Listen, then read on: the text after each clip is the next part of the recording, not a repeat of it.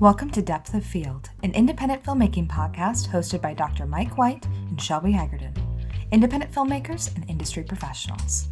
Episodes will touch on recent films, the state of the industry, the regional scene in Iowa, Nebraska, and South Dakota, the occasional gear discussion, and interviews. Stay up to date with our current episodes on Spotify and YouTube.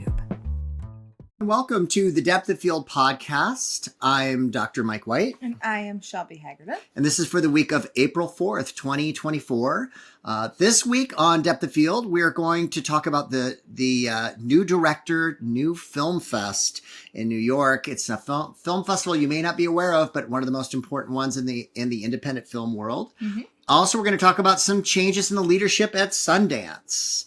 Also, some really exciting news for the Nebraska tax incentive. We have an update on that. Yeah. And of course, for everyone in the Iowa scene, the Iowa Motion Picture Association has announced the list of nominees for their award show coming up on May 4th. Yeah. So very exciting. And at the end of the episode, we will also be having an interview with Eric Dean Freese, who is the director of the Cedar Rapids Independent Film Festival, which will be happening the weekend that this episode is released. Yep, just a couple days after. Yeah, yep. Just the 5th through the 7th, which is very exciting.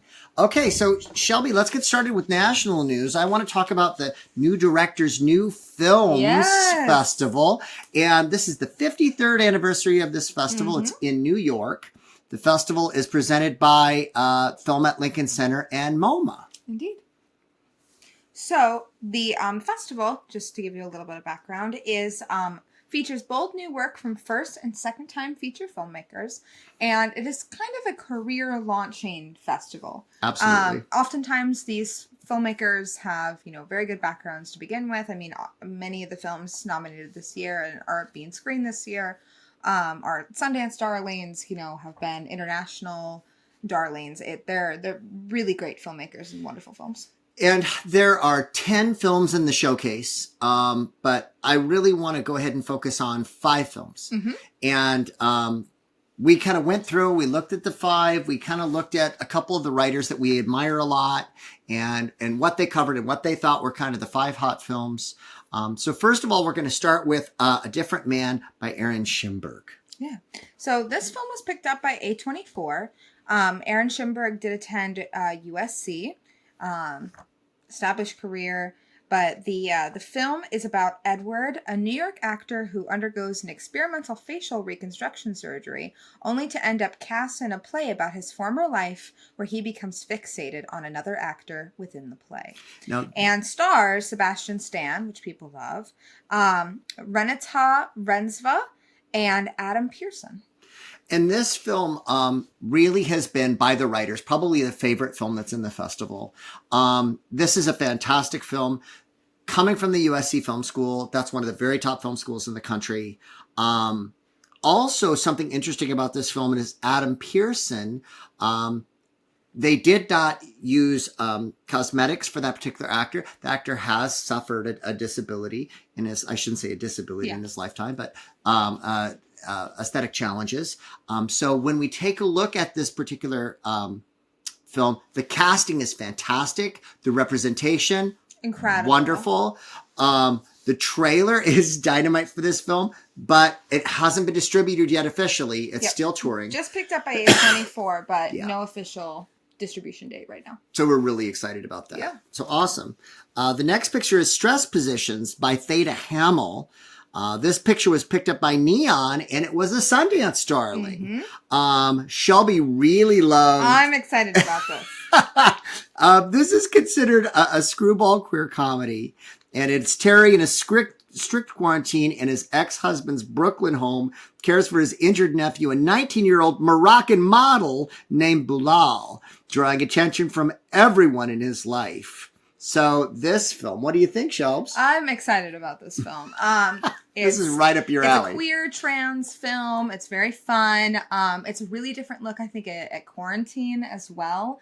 Very fresh, kind of, going through not just like, oh, we're sad and displaced, but also, what are kind of the funny events that did unfold during that time, kind of a more positive outlook on, kind of a horrific time.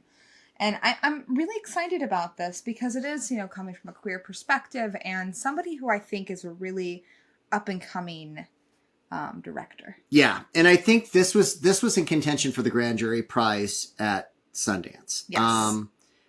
Also looking at this film, one of the things about new directors, new films at Film at Lincoln Center is they're really looking for fresh, different voices. Yep. And for me, this one really stands out. Yeah. Of the films in the list, this one looks like the one that I'm most excited about. And I'm really excited Neon has this. I didn't see a date for distribution on this, but Neon picked it up and it looks like it's going to be a really good picture. And just to mention too, Theta, the director, also acts in the film as well, which I think is very exciting. Mm-hmm. So you want to take the next one, Shelps? Yeah, the next one is Good One by India Donaldson. So India grew up in the business. Her dad is a director, so she grew up watching dailies with him in dark theaters, she said. And this film was a Sundance darling. Logline: during a weekend backpacking trip in the Catskills, 17-year-old Sam navigates the clash of egos between her father and oldest friend. So I think this is really interesting because it is it is a father-child relationship, and I think this will be a good one. This it's one of those situations we see a lot of mother-daughter films, but we don't see the paternal films all the time. Yeah. And I really like the idea that some of the ideas that this film explores. This film also did a lot of European stuff too. It had some European touring things as well. It's beautifully shot. Really well shot. Color looks incredible. You can definitely tell she's from a directing family when you take a look at it. So it really, really, really great stuff. Next film is Exhibiting Forgiveness by Titus Kafar. Okay. I'm excited about this. We had a lot of fun researching Titus Kafar. So if you have a chance to look up this director, totally cool. For sure. Started out as a visual artist and an acclaimed visual artist that has works in permanent collections everywhere. Yeah. He has an MFA in art from Yale. Mm-hmm. So really kind of a different background. He read in his bio that he considers film an extension of his visual art. Yeah, so he kind of sees film as like an extension of his painting and sculpture, which I think is really interesting. Mm-hmm. And if you have a look, if you go to his website, it's really cool. He has a featured video of himself walking down the street with one of his paintings. Really, really interesting person. Absolutely. He's got his website with his personal bio is totally cool. Yeah. Check it out. It's so awesome. It's this film was a darling at Sundance, in contention for the jury prize. It won the Director to Watch prize at Palm Springs Film Festival.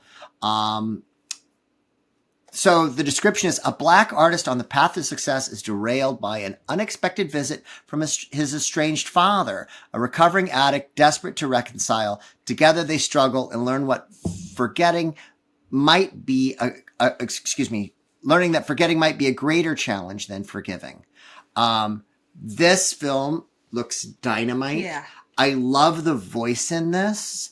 It's got that kind of New York voice that I love in cinema. Mm-hmm. Very excited about this film.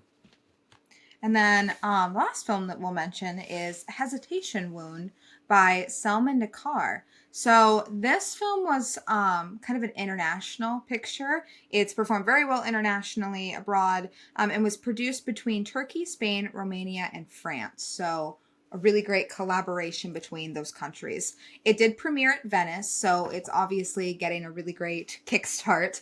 And then, of course, being featured at this festival as well. And the description: criminal lawyer Kanan has to make a moral choice that will affect the lives of her ailing mother, a judge, a murder suspect client, whose defense is turning in his favor.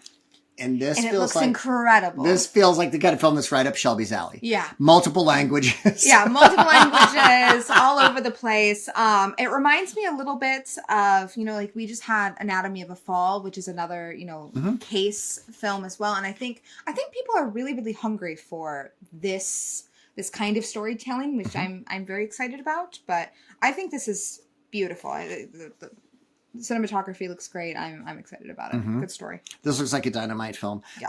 There are 5 other great films. You can find those online. As a matter of fact, IndieWire, there's a couple of really great writers at IndieWire, and the article that they have on this is just absolutely fantastic. So go ahead and take a look at IndieWire's website. If you want to read the outline of a lot of those films, many of the other 5 are internationals, but I think it's definitely worth investigating these films as they're released. If you want to have your finger on the pulse of what's going on in independent cinema in the U.S., these are some of the very top. Agreed. So sounds good. So let's talk about the big news at Sundance that came out of nowhere. This was a surprise. So Joanna Vincente, who's been the CEO of Sundance, resigned. Well, in a little less than 3 years. Are you surprised, Shelby? I'm very surprised. I think going through this, so she arrived at Sundance in 2021 after the pandemic, obviously a very, very difficult time to step into any position, let alone, being the CEO of Sundance. But she was instrumental in getting the festival back on track after the pandemic. She had really good experience. She was executive director at the Toronto International Film Festival, which, of course, wonderful fest. And revenues had been down. So when she stepped in 2021, revenues were down to 34 million, losing 22 million from the previous year. Yeah. However, after she stepped in 2022, revenues went back up to 56 million. So part of this is, and we saw something kind of similar, I think, in Europe with a couple of festivals. But one of the things is that there was a decision, it sounds like the board, that was maybe more of a decision based on revenues to try to get the revenues back up. Well, and it sounds like, too, there's been some questions about Vicente's ability to fundraise. They say she's very capable, but some people have doubted her ability as a fundraiser. The people at the festival and other sources claim that's not true. But one thing that everybody is really, really together collectively saying that Vicente was really the person that brought that festival back after the pandemic and was really instrumental in expanding the international versions of the festival, which I think is really cool. Well, and I think when we take a look at a festival like this, we have to remember, and I know Sundance is about voice and being creative and the independent spirit and all those things, but at the end of the day, it's got to make money or you don't have a festival. Well, and you had an issue too because there hasn't been any buyers. That's been the big issue this year. Yeah. If you follow one of our earlier episodes, we talked about the sale of films, and Shelby and I were both kind of concerned when we were looking at the new directors' new films. Some of those films on that list are some of the top independent films in the country with no buyers. Beautiful films, incredible stories. Beautiful films. Well, I mean, you have, as far as we can tell right now, the director we were just talking about let me see, what was his film again? The Exhibiting Forgiveness with Titus Kafar's film. I didn't see a buyer. I don't see a buyer on it right now. And that's a beautiful film with an incredibly distinct voice that, I mean, if we're speaking about the algorithm, should perform quite well. Should be great. But it's just we're having a hard time getting the buyers to come out and really make purchases. Well, and I think that's one of the things. If the revenues are down at Sundance, that means, that affects the entire thing. Yeah. That means attendance is down. Representation is down, those kinds of things. So you've got to have that because let's be honest, Sundance has been a marketplace to sell films for a really long time. So it's been one of those things. But there's been 2 heavy hits to the industry, which of course is going to impact Sundance. You've had the pandemic and then of course you have the writer's strike. So yeah, and we're in a building year and things are still tumultuous. There's threats of a couple of strikes on there. We haven't reported on those because not yet. It's a little too early, but yeah, some of those things. Okay. But I wish her all the best, and it seems like they've got somebody in there for the interim right now. Right, they're okay. They have somebody on the board that's going to go ahead and step in. I don't know if we jotted down her name or not, but what's that? I believe she's from their financial. She's on the financial side, so they're bringing leadership in from the financial side to go ahead and do that. That just happened in Europe at a couple of places too. So what they're doing is they're having someone who can raise the revenues and somebody who's able to go ahead and get that to go. And then we've even seen situations where they have co-leadership at some festivals where you have someone who handles the creative and someone who handles the financial. Yep. So that tends to work either way. So maybe that's what needs to happen at Sundance. I don't know. I'm not on the board. Who knows? Although I would take that job. I know. I would love if somebody to offered be me there. a board position. We will hang out. I would take it. Thank you very much. So the big local news is the Nebraska Film Tax Incentive. Yes. And what do you think, Shelby? It has made it through. It made it through with a big exciting. vote, 44-0, unanimous vote in favor of the bill. Yep. We are very proud that we were both involved Yes. in that at a very small level. I mean, the folks that really worked on that were really part of the Eastern Nebraska Film Office and a few other people that were really involved. But we were able to go and testify and do our small part to go ahead and help get that bill through. It's going to mean some fantastic things for Nebraska. If you want to check out episode 4 of the show, that would be 3? 3 or 4. I'm not sure. Go check. Go check. It's the one that's got the I'm Nebraska sure Film we'll Incentive edit on it. the little highlight. We'll figure in it here. out. It'll be fine. Yeah. So we'll make sure that we have that. So you'll be able to check that. We've got detailed information about that. Yep. About the Nebraska Film Incentive and about what that's going to mean. And of course, Iowa's incentive. Yep. Still in progress. Still in progress. However, was approved by the House 87-8. So it is now headed to the Senate. Iowa's got a tougher road. And we've Yes. talked about that before because they had a incentive that was abused due to lack of auditing and they had some problems with it. They're revisiting that, correcting some problems, trying to get it back through because now after Nebraska, I believe there's only like 12 states that don't have a film tax incentive. So in Iowa's right in there and they really need to have that production go up. There are some big stakeholders in Iowa, and there are some people who have production companies that are really banking on this to try to go ahead and stimulate business in the state. So we're looking at it. Of course, everyone should be involved in this, be looking at trying to help out your state leadership, trying to go ahead and do that. Testifying if you can. Testify if there's an opportunity and make sure that you're involved. Yep. Okay. So there's some great filmmakers. You just need to make your voice heard. For sure.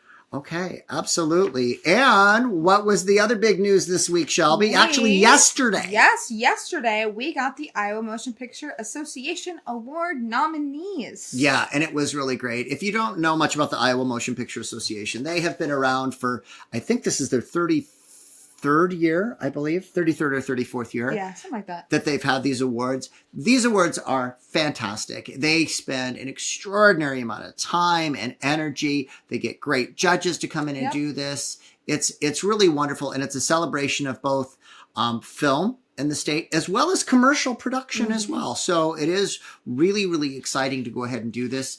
They have a wonderful awards gala, and I believe this year it's at Forest City, Iowa on May 4th. We're still waiting on some details on that, but if that changes for any reason, we will let you know.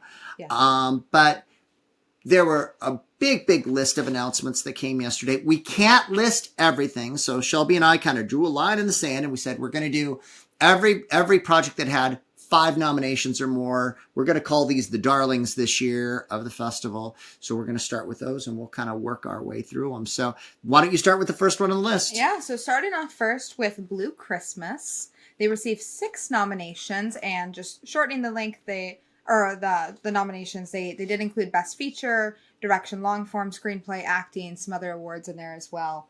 But yeah, 6 nominations for Blue Christmas. We're really excited to see this. We've had a lot of friends who are involved. Max Allen Collins actually worked on this film. There's some fantastic stuff that goes on that went on with this project. They just had a premiere just not long ago. So this film's just barely been out. Very new. Yeah, very new. So we're really excited to see the success of this film and to see it competing in the long form category. Thrilled to death about this film. Awesome. Okay, Shelby, tell us about the next one. Yeah, so leading the pack in nominations is actually In the Silence with 10 nominations. This was written by Rob Merritt, directed by Adam Orton. Some of those nominations include Direction, Medium Form, Best Medium Length Film, Art Direction, Screenplay and Score, Acting Awards, Cinematography. A lot for In the Silence. And they had worked together before. Yep. They had done Amelia 2.0. The film saw a lot of success. just a couple of great guys. Yeah. And we're so thrilled to see them in there. They lead with 10 nominations. Holy majoli. So many. I don't think I've ever seen a film get 10 noms in the Iowa Motion Picture really Association. exciting. So thrilled for those guys in there as well. And then, of course, the next film is The Salvages with 6 nominations. Yes. Shelby, what do we know? So this is Carson Morrissey's film. She's a really established filmmaker, a good friend of ours.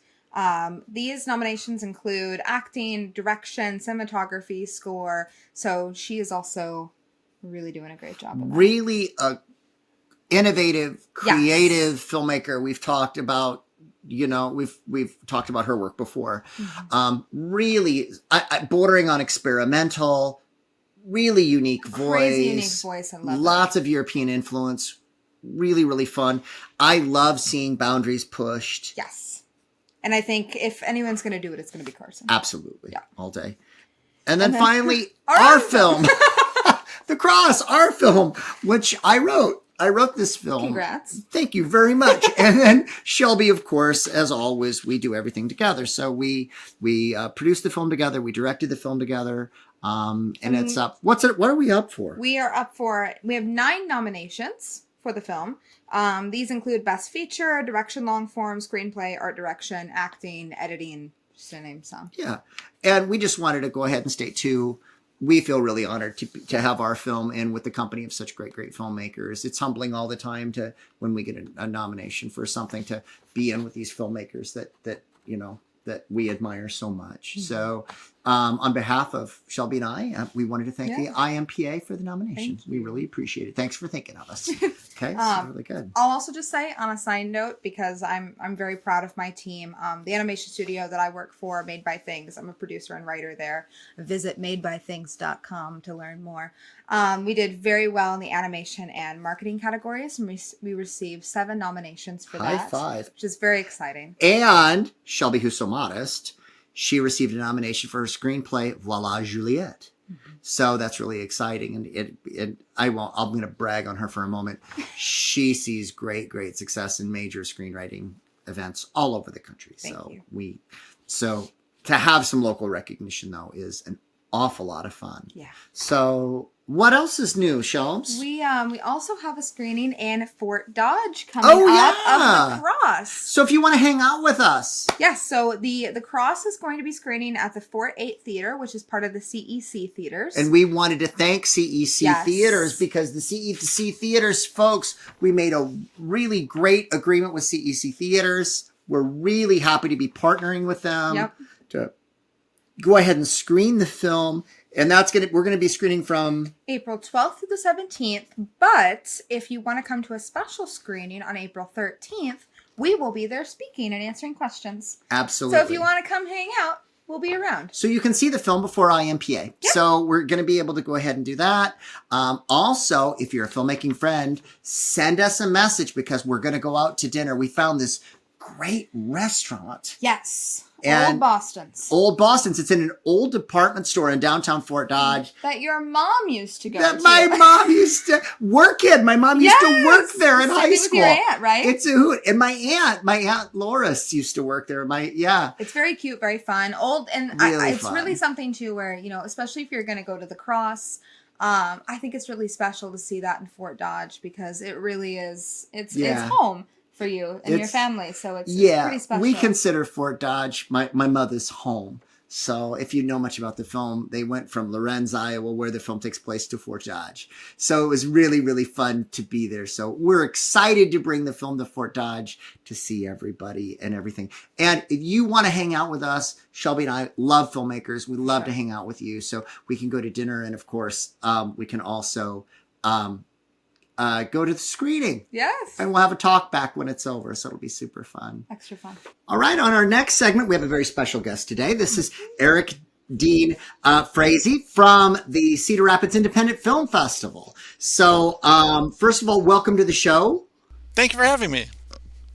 Okay, so today, Eric, could you go ahead and tell us a little bit about what your role is with the festival before we get started too much? Sure. I'm the festival director. This is my second year as the festival director. I was involved in it in its early years for about 8 years as a board member and as the marketing director, and I came back after a little bit time off. I came back in 2019 again to help out, and then last year I took over the director position, kind of helping to steer the ship. It's an extraordinary amount of work, as Yeah. everybody kind of knows. But hey, I did want to go ahead and ask you, tell us about the festival itself and its history. Sure. So it was started in 2001 by a pair of cousins who saw that there were films being made, and keep in mind that this is 2001, so not everybody had a camera in their pocket, and certainly a lot of it was VHS and things like that, but people were making films and there wasn't any place to see them other than in your own living room. And so they decided to create a festival where their friends and where Iowans could show films to audiences, and it just kind of blossomed from there. It grew pretty quickly over the course of about 3 years. 2004, we moved into the Collins Road Theaters in Marion, which has been the festival's home ever since. It's great because it's a modern theater with modern seating and great concessions and everything like that, and it's just a wonderful place to have it. The really cool thing about our festival, and it's always been this way, is that every film has to have an Iowa connection. And it's interesting because when a lot of filmmakers first hear that, they are very skeptical. They're, well, that seems pretty limiting, or we've had individuals say, well, that's not going to be any fun. It's just local films, and nothing could be further from the truth. People with Iowa connections are working in the film industry all around the world, and the kinds of entries that we've had over the years just proves that. We've had them from India, England, Australia, and all across the United States. It's really neat. We tell the skeptics, if you don't think your film qualifies, ask around on set, and you might find an Iowan standing next to you. Well, so just to tell us a little bit about, when the event is happening, if you could give us a little background into, or, a little insight into when the event is happening, when it's coming up, and what exactly people can expect at the festival. All right. Well, the festival is happening April 5th through the 7th, and it's, again, as I said, Collins Road Theaters in Marion.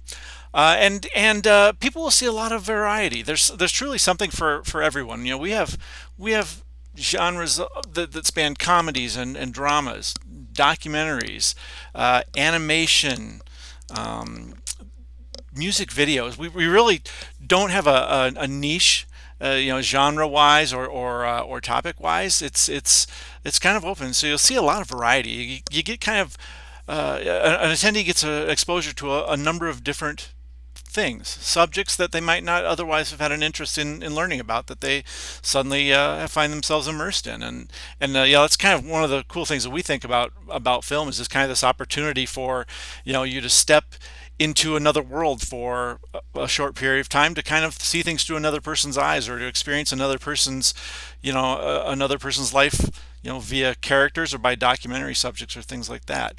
So, I mean, the experience is really a big part of it.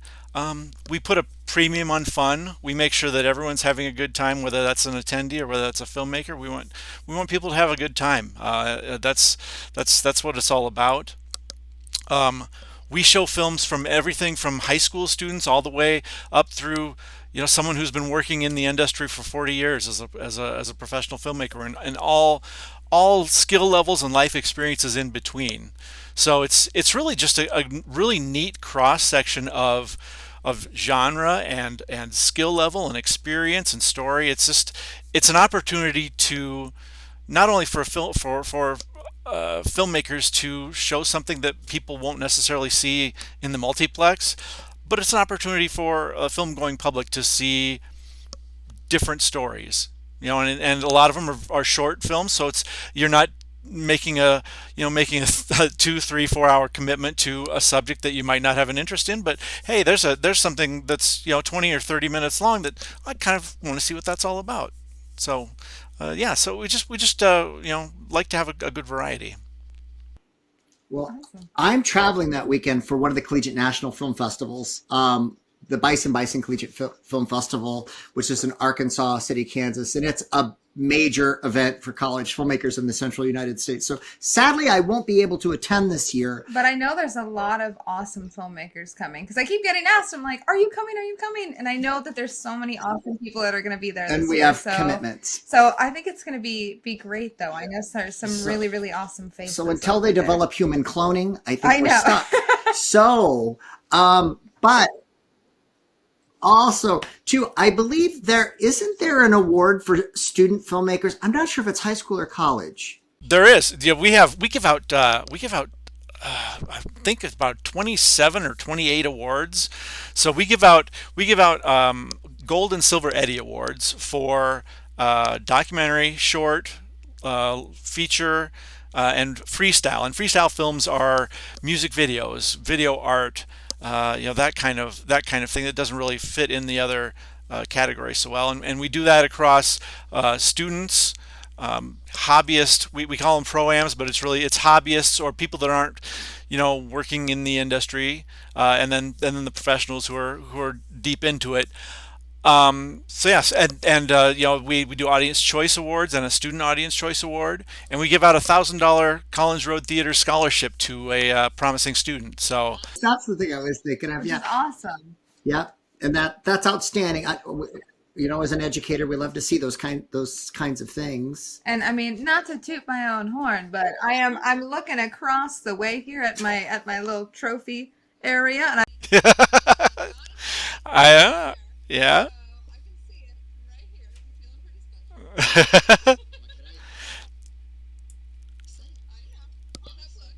Yeah,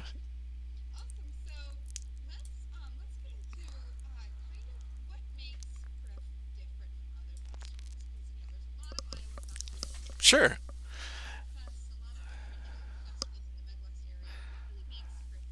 Yeah, it's neat that you mentioned that there are so many Iowa festivals. I think there's something like I counted the other day 18, and it's great. And amongst the festivals, we all kind of communicate and share notes and ideas and stuff like that. And it's really kind of neat to do that.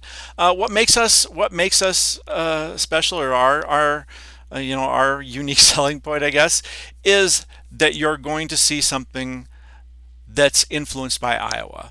That Iowa connection is maybe the filmmaker grew up in Iowa or was educated in Iowa or spent some time here, or the film was shot in Iowa or it takes place in Iowa, or there's a character, whether they're a real person or fictitious character, live or dead, was an Iowan. So you see that there's a certain degree of Iowa flavor that comes into all of these films, whether it's based on you're seeing a set that you recognize, or seeing a city that you recognize, or you're seeing an actor that you recognize, or a director whose name's familiar to you, or you're just seeing thematic things that call to mind an Iowa uh, you know perspective.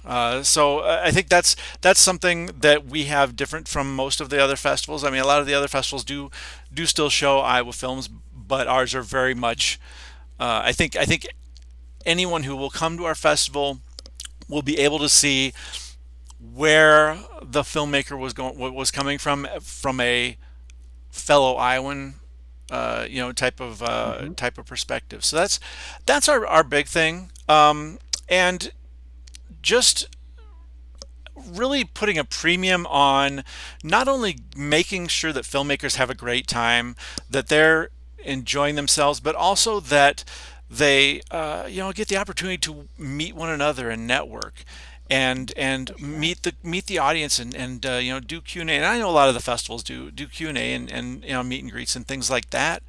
But we really want to make sure that if you're a filmmaker, you're coming back from our festival saying, "Wow, that was a great time. I really felt special. I really felt like they value the work that we're doing, and we want people to come back, and year after year after year we see new filmmakers come every year, but we see filmmakers who come back year after year, and it's great to do that. And it's we try and just create a really warm atmosphere, and it's a great location. The manager of the theater is an awesome guy to work with, and we just make sure that everybody has an enjoyable time. Are there any other fun things we can do while we're in Cedar Rapids? Absolutely. There is the History Museum. There's the African American History Museum. We have a number of parks. There's trails. There are there's other museums. There are performing arts groups. There are other theaters. There are markets. We've got an awesome kind of it's sort of a farmer's market and sort of not a farmer's market, but it's a really cool place to see lots of artistic things going on. And then of course we're just a quick drive from Iowa City, which has all of its cool stuff going on too. But yeah, we've got a great art museum, a wonderful fairly new library. Yeah, there's a lot of cool stuff going on. There's definitely things you can find otherwise. We really enjoyed the confection I was just going to shop say next that. door The that had. sweet shop Sweetopia. next door. Yeah, that was We- totally cool That's a because highlight. if you follow me on know- Facebook, you'll know a lot of my life is about food. I was in there. I know. Yeah, you're just looking at your Facebook makes me gain weight.